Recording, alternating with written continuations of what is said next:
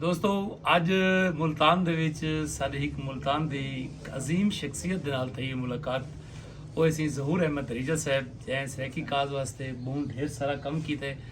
और उन्होंने सबको इतना सारा इस्तकबाल किए ने असा उन्होंने ममनून मशकूर हैं। रिजा साहब क्या हाल है? सही अल्हम्दुलिल्लाह आप ठीक हो सही तबीयत से ठीक है जी अल्हम्दुलिल्लाह सही आप दी बहु मेहरबानी सी बल्कि असा ता सही दे भाले छासे थाले च इकट्ठे आसे जी बिल्कुल रशीद खान लशारी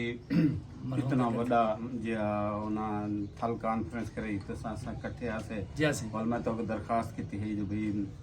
और जिमें अहमद खान तारिक सिंह आके ना जो आंदा भावे भोल भुलावे हाँ हाँ बर्थ ही दा घर वास पोवे हा वाह वाह वाह वाह ता तुसा शफकत फरमाइए थारे इंतजार है यो आदन राहते दीद विछे से अखी वाह राहते दीद विछे से अखी देखते ठर ठर वैसन अखी वाह जे तई तुसा लंघना हो सो पिपला ना झिमके से न वाह वाह वाह वाह सुहाग सही बस तड़ा अमन नाल दिल खुश थी गया हाँ ठर गए जी हाँ ते असा सत बिस्मिल्लाह जी को कहंदे से सजणा वन अखी ठरन असा गरीब बंदा ता इहो हज होंदे जी सही बहुत मेहरबानी ते सजणे नाल मुलाकात थी वजन तोरे नाल तोरे दोस्त हैं सारे दोस्त तशरीफ गनन से मंजूर खान जतोई सराकी तारीख के बहुत बड़ा ना है जी सही और किबला सैयद मंजूर शाह बुखारी साहब उच शरीफ बनो आप उच शरीफ दे खान वादे नाल ताल्लुक है आप तशरीफ गनन जी ता दिल ॾाढा खुश थींदा पे हाँ ठरदा पे जी असां त इहो कहंदो कि भई सजणे दा जरी मुलाकात है उन्हां दा ज़ियारत है साडे त हज है मेरी में त हज ही होंदे ता सवाग से तुसां इथा तशरीफ घने वे ए मुल्तान तुसां असां बैठे से ये वो जाए कि वादन मुल्तान मां बजन्नत आला बराबर अस्त वाह वाह वाह आहिस्ता पा बने के मलक सजदा में कुनल बिस्मिल्लाह सवाग से असां ता दिल्ली गयो से वाला आगरे जी हाँ साकू घन गए उथा ताजमहल जी हाँ ता एडमिनिस्ट्रेटर को मिलो से जी सही ते ताजमहल दे एडमिनिस्ट्रेटर साकू आख्या कि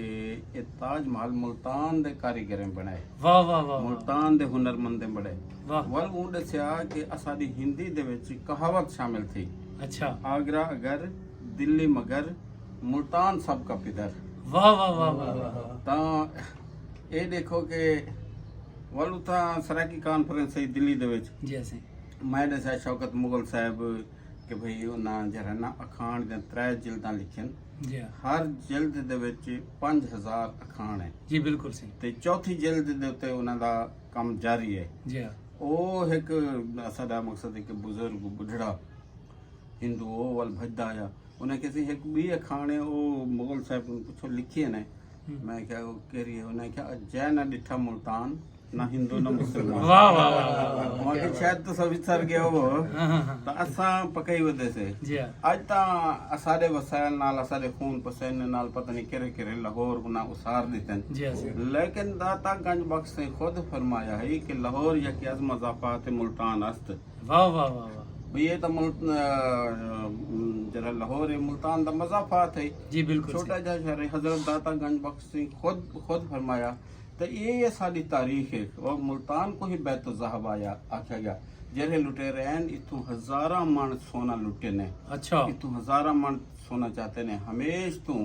रजा कजा वसेबे और यही वह धरती है जितना इंसान दो पैरें देते टुरन सीखा जितना तहजीब पैदा थी वाह वाह ता ये तहजीब का गहवारा भी है मरकज भी है हजार हा सालें तो वाह वाह लेकिन सब कुछ हमला आवरे लुट गए थे लेकिन असा इवें ना हसे अज जरा कुछ सारे नाल किता गए कि आखदन के जनाब ता मुल्तान दे बारे दे विच आख्या गए कि चार चीज अस्त तोहफा मुल्तान गर्द गर्मा गदाओ गोरिस्तान वाह अच्छा उन्हें कैसे ये था मकसद है कि गदावे गदा रहने ते इतना गोरिस्तान है न सांग दो कि भाई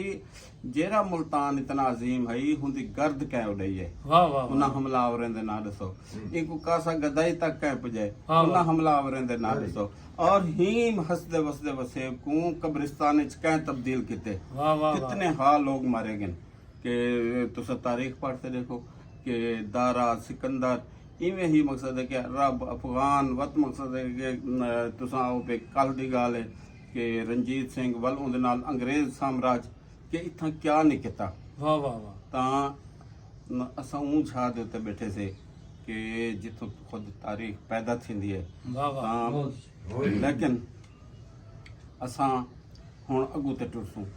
हुण जितनी गुलामी थी गई है बहुत थी गई है वाह हुण मेरा नौजवान मेरे वसेब दा बंदा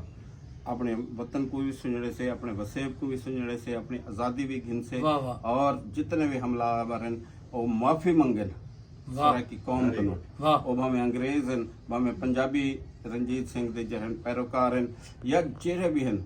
अगर वो माफ़ी ना मंगसन तो वल मेरे वतन दा नौजवान मेरी आमण वाली नस्ल हिन को बदला घिनसी वाह वाह और हिन को हिसाब